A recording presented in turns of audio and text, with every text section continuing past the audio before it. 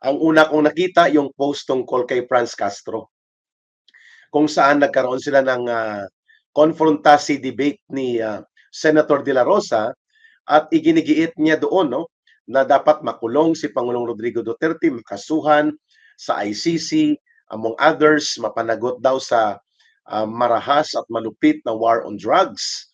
At sinagot sa ni Senator De La Rosa, no? Di ba ikaw ang convicted criminal sa kasong child abuse?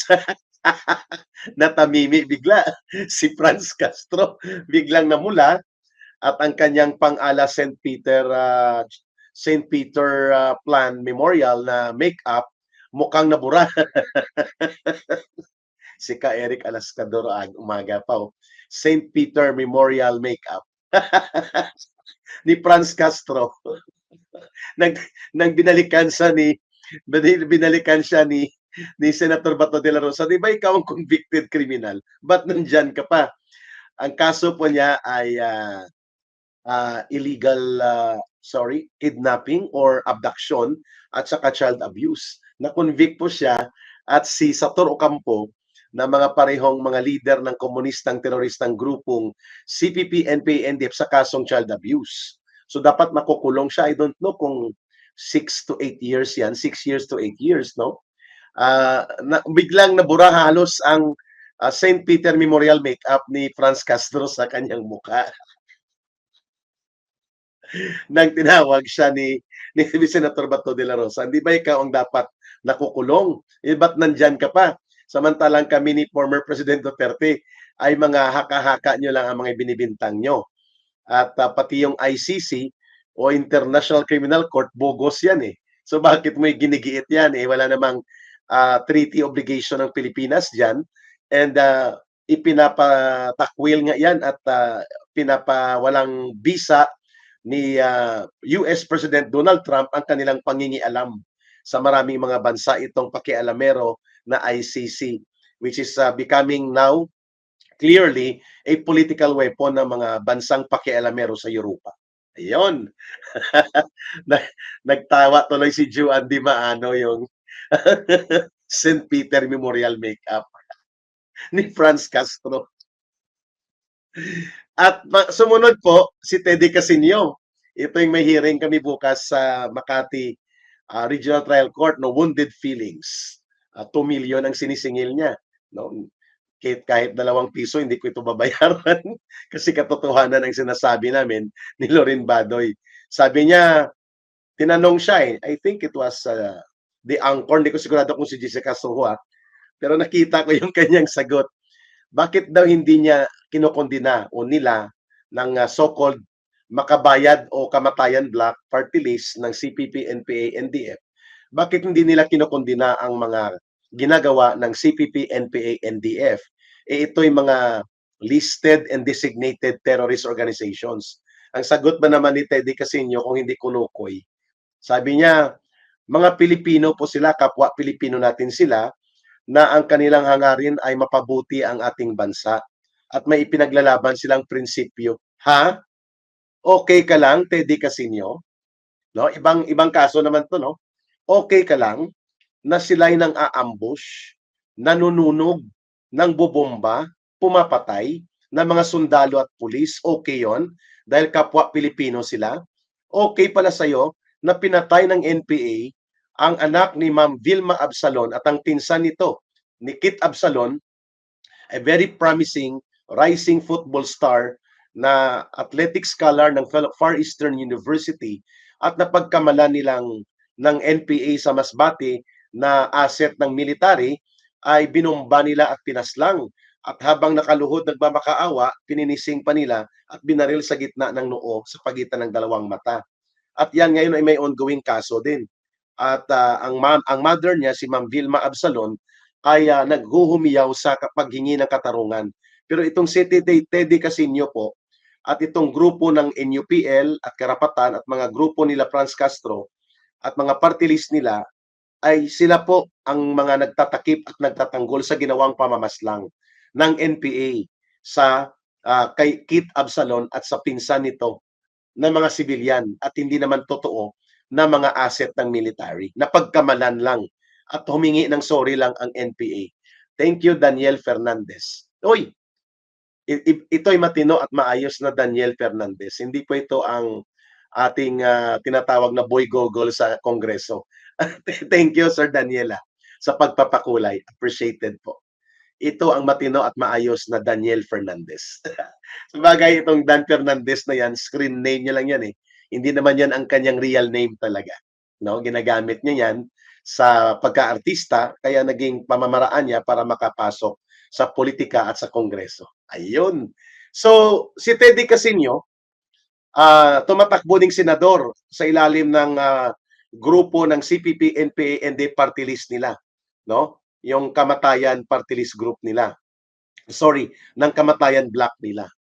At ipinagmamayabang pa niya na siya ay hindi pwedeng magkondina daw sa CPP, NPA, NDF na pumapatay ng mga sibilyan, nang aambush ng ating mga pulis at sundalo, nanununog at nangbobomba ng mga heavy equipment, ng mga cell site, at namimerwisyo sa mga sibilyan, at mahigit 50,000 na 50,000 ang pinatay at namatay dahil sa presensya at mga pag-iral ng mga gawaing terorismo ng CPP, NPA, NDF. And yet, sabi ni Teddy Casino sa tapatan senatorial debate on air sa media, hindi natin sila pwedeng kondinahin kasi sila mga kapwa Pilipino natin. Sila ay naghahangad ng mabuting bansa para sa ating mamamayan. Hindi lang siguro naintindihan ng kanilang pamamaraan, ng kanilang pakikibaka at pag-iit ng kanilang prinsipyo. Excuse me, ha? Okay ka lang, Kulukoy Teddy Casino? Ha? Ipagmamayabang mo pa ang CPP, NPA, NDF as if walang dugo at buhay na inutang ang mga sindikato at teroristang grupong ito. Now you and Franz Castro ay walang pinagkaiba talaga, no? 11 ito sila na tumatakbo na hindi naman mananalo. Subalit ang purpose nila nito ay magpropaganda, magpakalat ng kanilang lason at makapag-recruit at makapanlinlang at makapag-recover ng kanilang mga organisasyon, lalo na sa urban areas o sa mga kabataan at ibang sektor na mahahagip ng kanilang propaganda. Ang pangatlo, kagabi din, itong si Daning Ramos ng Kilusang Magbubukid ng Pilipinas. Sabi niya, dapat nang buwagin ang National Task Force to End Local Communist Armed Conflict o NTF-ELCAC sapagkat ito ang #1 human rights violator sa ating bansa. Okay ka lang, Daning Ramos? Hindi ka pa ba natuto sa karanasan na kayo ang nag-udyok sa mga magsasakat magbubukid galing sa Central Luzon at hinayaan yung magkaroon ng madugo na inkwentro sa Mindiola na tinatawag na Mindiola Massacre na mahigit 13 or 17 ang patay at kayo ang mga organisador at mga mang-uudyok, kayo nila Jamie Tadeo at nila Paeng Mariano doon sa mga kaganapan na yan. Hindi ka pa natuto at hindi ka pa humihingi ng kapatawaran sa taong bayan. Tapos tatawagin mong #1 human rights violator ang isang napakagandang programang binuo ni former President Rodrigo Duterte kung kaya nalugmok ang 90% mahigit ng armadong puwersa ng inyong grupong teroristang New People's Army. Ipabubuwag mo ang isang programang lumalaban sa terorismo at sa mga sindikato at karahasan at dugo at pagpatay na pinapadanak at pinapakalat ng grupong CPP, NPA, NDF at may gana ka pang tumakbo bilang senador kagaya ni Teddy Casino at ni Franz Castro. Ito ang kasalanan ng COMELEC, mga kababayan. Dapat hindi na tinanggap ito mga certificate of candidacy nila eh. Dapat automatically disqualified ang mga ito. Kaya nga isa sa isusulong ng Ipanaw Sambayanan Party List na dapat bago mag-submit at itanggapin ang certificate of candidacy sa anumang antas ng posisyon na tinatakbuhan ng isang kandidato, magkaroon ng omnibus declaration na parang ikaw ay magkakaroon ng parang affidavit of agreement sa mamamayan at sa gobyerno na ikaw ay lalaban at tututulan at itatakwil mo at kukondinahin mo at hindi mo susuportahan kailanman sa anong pamamaraan ang mga grupong terorista at nagpapakalat ng terorismo kagaya ng CPP, NPA, NDF. Dapat pirmahan mo yan at i-under oath mo yan at i-open declaration. Without that omnibus declaration, hindi ka dapat payagan ng COMELEC na tumakbo. at hindi ka pwedeng maging bahagi ng electoral process. Yan po ang ating gustong gawin namin nila Atty. Bosantog at Lorraine Badoy na maisulong po yung pag-include ng Omnibus Declaration against communist terrorism and other forms of violent and extremist terrorist activities perpetrated by organizations such as CPP, NPA, NDF. Kung hindi mo yan pipirmahan na lalabanan mo, tututulan mo, itatakwil mo, at kukondinahin mo ang CPP, NPA, NDF at lahat ng mga forma ng ginagawa nilang terorismo, hindi ka pwede maging kandidato dapat. No? Kaya nga dapat hindi ito napayagang tumakbo. Bagamat hindi naman mananalo, itong mga kulukoy na mga kandidato ng CPP, NPA, NDF, like Franz Castro na convicted criminal, si Teddy Casino na tagapagtanggol ng CPP, NPA, NDF at ayaw niya kondinahin, no? Even nung magkita-kita kami doon sa Senado noong 2020 na nagkaroon ng investigation on alleged red tagging, sinita siya ni former Senator Ping Lacson at nila Senator Tito Soto. Bakit ayaw mo kondinahin ang organisasyon na pumapatay, nang-aambush ng pulis at mga sundalo? Yun pa rin ang sagot niya. Dahil sila daw ay mga kapwa Pilipino na may pinaglalabang prinsipyo at ang kabutihan ng bansa ang layunin nila, hindi lang naintindihan ng mamamayan ang kanilang pamamaraan ng pagpatay, ng pag-ambush, ng panununog, ng pangre-recruit sa kabataan. Dapat ito, ikulong dapat ng mga taong ito eh. No? Ay, nakaka-high blood. Nakaka-high blood talaga. Mga kababayan, in behalf of the Filipino people, mantakin mo, ang grupong pumatay at nagpalaganap ng pagkawasak ng ating bayan, ng hindi mapapantayang pagkalugmok ng ating bayan for the last 56 years na ginagawa ng CPP, NPA, NDF at sila mismo involved dito, ay sila ngayon ang tumatakbo sa electoral process, bagamat hindi naman ito mananalo sila. Dapat hindi talaga sila manalo. But they can capture a platform wherein they are given an opportunity na magpakalat ng ganitong propaganda. No? Mantakin mo, sumasama ka sa electoral process and then ang programa ng gobyerno na lumalaban sa terorismo ng teroristang grupong CPP, NPA, NDF, ipabubuwag ninyo like the National Task Force to End Local Communist Armed Conflict. Bahala na dyan ang taga-NTF-ELCAC, total tapos na ang aming tungkulin, mga pag-ambag sa kabutihan ng ating bayan nang kami po ay nandyan. Sila na dapat ang sumagot nito. No? Hanggang press release lang naman yata sila. Wala naman silang isinasampang kaso sa mga taong ito.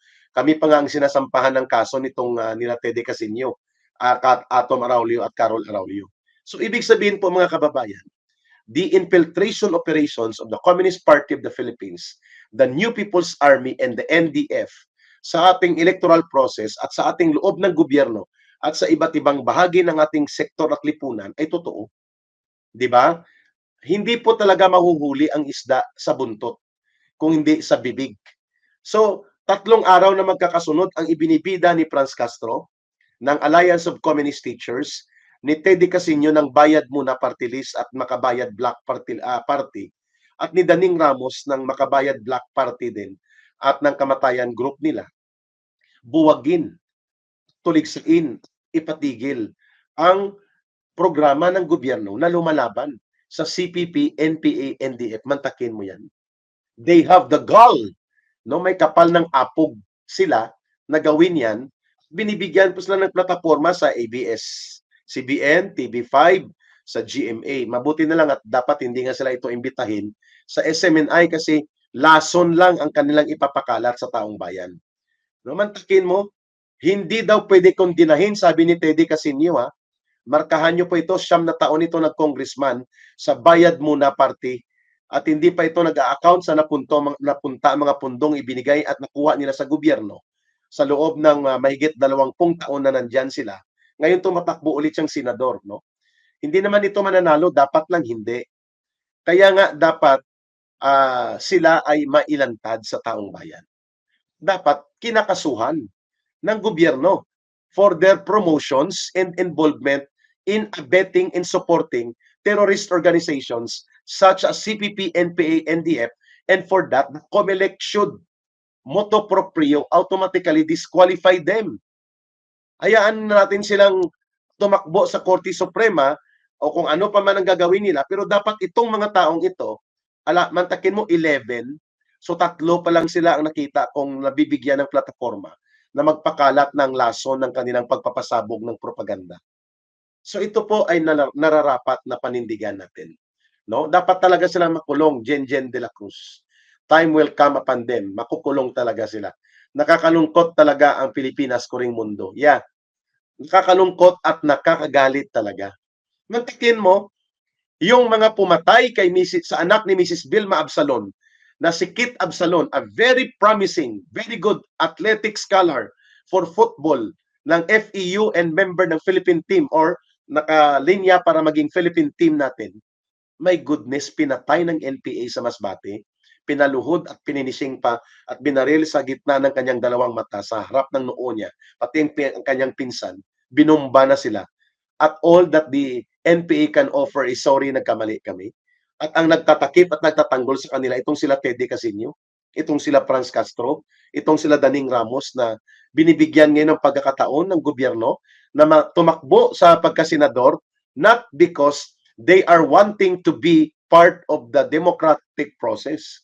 Kung hindi gagamitin ng mga kulukoy na ito, ng mga komunistang teroristang urban operatives, ang oportunidad sa pagkakaroon ng propaganda dahil may kampanya at makakapangalap sila ng panibagong suporta at panibagong posibleng recruit na manuloko at mamanipulate nila ang kaisipan, lalo na ang mga murang kaisipan ng mga kabataan.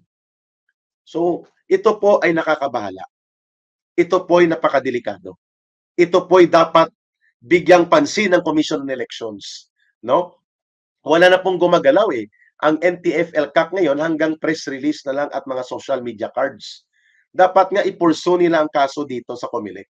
That these people, itong mga miyembro ng kamatayan group ng Communist Party of the Philippines, New People's Army, NDF, political operatives nila sa eleksyon, na binanggit ko na yung 3, si Franz Castro, si Teddy Casino, at itong si Daning Ramos, may 8 pa na tumatakbo. Lahat yan mga kasapi yan ng CPP, NPA, NDF at mga urban operatives po sila, no? So dapat ito may lumalaban talaga sa kanila. At dapat ito ay hinahabol ng kamay ng batas.